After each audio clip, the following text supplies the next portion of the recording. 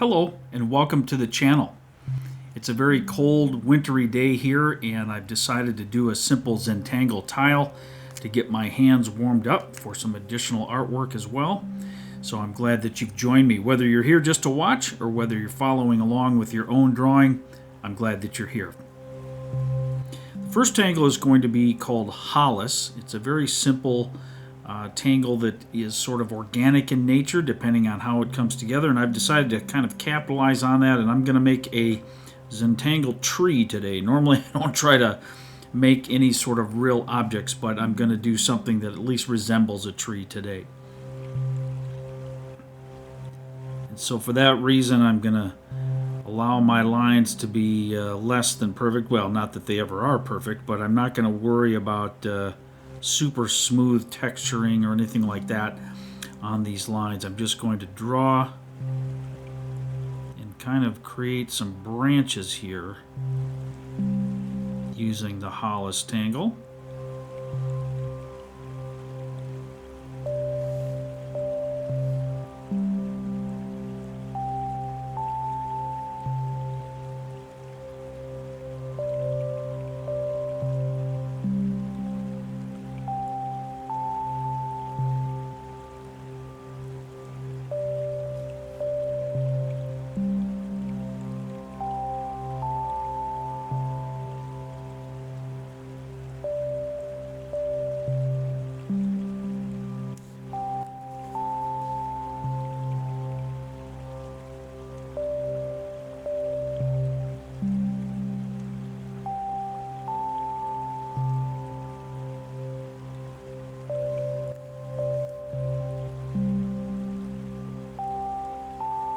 Just trying to create a basic tree-like shape with these intertwining little curved lines or loops, and you can see they kind of start off the back of each other and go in the opposite direction of the one that they're launching from, so to speak. So you can see that basic pattern. This one curved here, goes off the back, goes the opposite direction. This one curves there. This one goes the opposite direction as it curves off the back, and so on. So I'm just kind of creating this until I get the shape that I'm hoping for, or that I'm wanting to use. Unplanned, but still nevertheless a desired outcome, of course.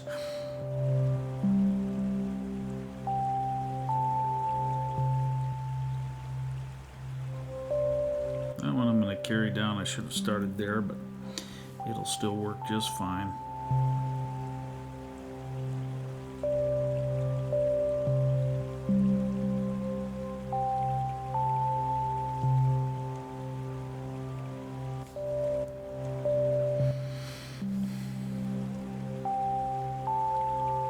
Let's kind of fill in this middle area here.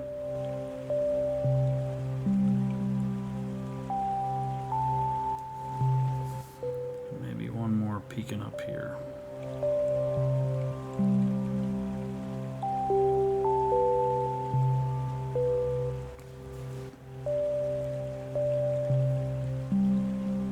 That doesn't look too bad overall. So using the Tangle Hollis, we've created this basic shape of a tree. Now I'm going to do some a second tangle called Mist. And I'm going to just create almost like those hanging moss trees that you see in some states here in the U.S. At least it's not supposed to be that, of course, but that sort of impression. I'm going to create some little lines and dots of varying shapes, or varying lengths rather, to create this idea of something hanging off of these branches.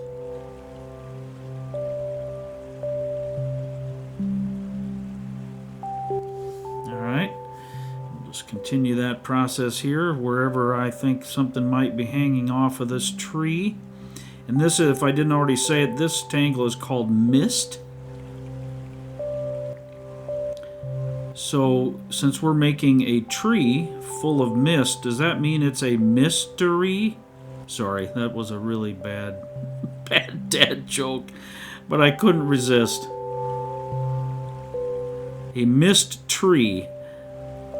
Maybe it's a tree we didn't hit, so it's a missed tree. Again, a horrible, bad dad joke. Or pun.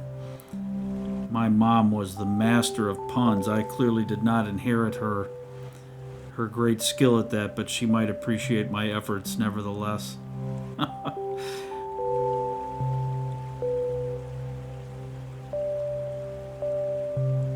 Just creating the effect of something hanging down off of each of these branches. And varying it just a little bit in its length and the number of dots. Just for a little visual interest, hopefully.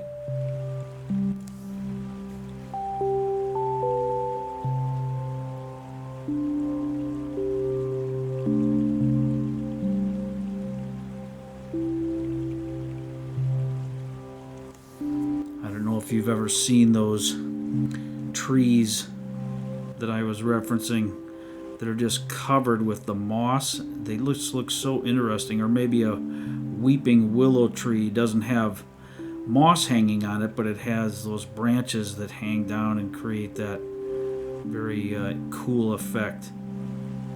When I was a kid, one of the places that I lived, we had a just gargantuan, huge weeping willow tree in the front yard, and when it was in full bloom and all the branches were fully filled out, it was just always so incredible to go and sit under that tree. I remember going under there to read books or to just sit and look up at the branches above me. It was just really an amazing tree.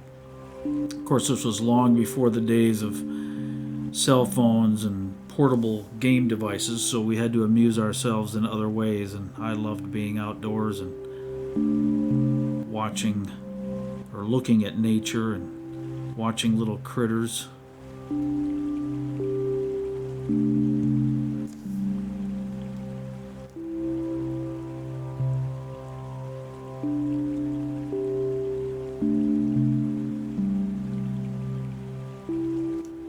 And these, as you can see, don't have to be perfect in any way. I'm just creating some squiggly lines. You're going to do a couple there. I've kind of stayed on the inside of each loop, as you can see. But I'm going to have a couple things hanging here, a couple stragglers. Nature doesn't always grow perfectly exact, I guess, so that's all right. Maybe we'll have one hanging here,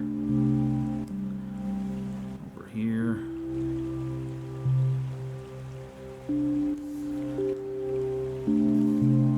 All right.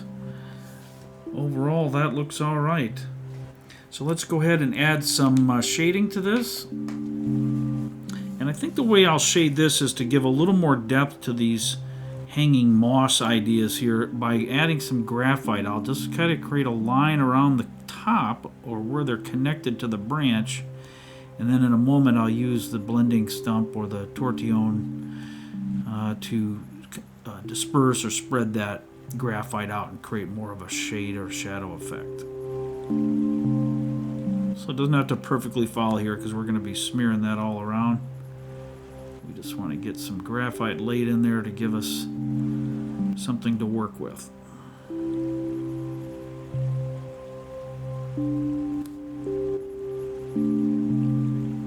Just kind of creating a little line there.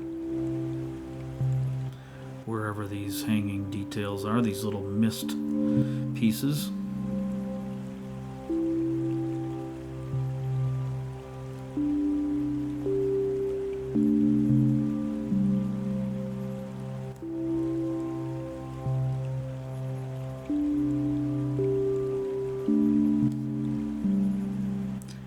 And as always with Zentangle or any art, to be honest with you, unless you're doing photorealistic, I suppose, imperfections are not a problem. There are no mistakes. We simply roll with the flow if something doesn't look perfect, and we make do and we learn how things work, what looks good, what doesn't. And with Zentangle, the compositions often just grow naturally as we go. I mean, of course, we can plan them out, Or as I did in this case, I had a general plan. I wanted to make some sort of an organic tree looking shape, but I didn't plan it in any specific way.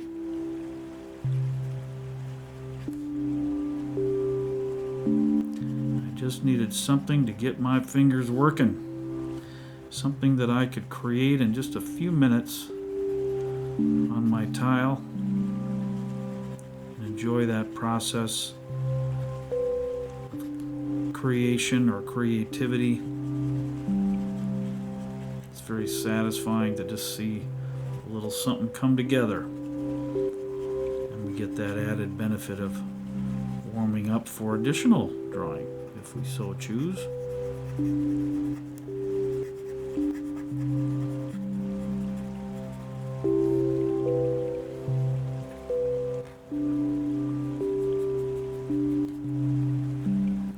Just using my tortillon little paper stump to smooth and move around these graphite lines that I've placed here, just kind of making it look like moss. Now I might also, just to see what it does, let's add a little bit of graphite to each area where the branches, if you will, the Hollis branches, where they kind of overlap or potentially connect or go underneath each other.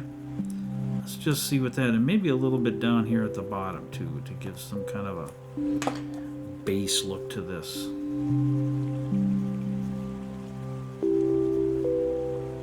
Let's see what this does. It's not going to be miraculous, of course, here, but it's going to help maybe give a little more depth and visual interest to this shape that we've created here.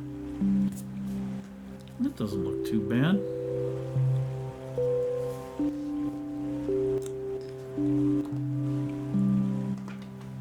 I think I'm pretty happy with that. Just a very simple tile today. And as we often do in any kind of art, but Zentangle in particular, we're going to add what we call our chop. Just our way of signing that Zentangle. Well, that's it. We've done our little Hollis and Mist tile, our Msst-Tree, as I jestfully call it, or foolishly. But thank you again for joining me. I hope you had fun with this simple tile today, and I look forward to seeing you back again soon here in the Tangles and Tunes channel.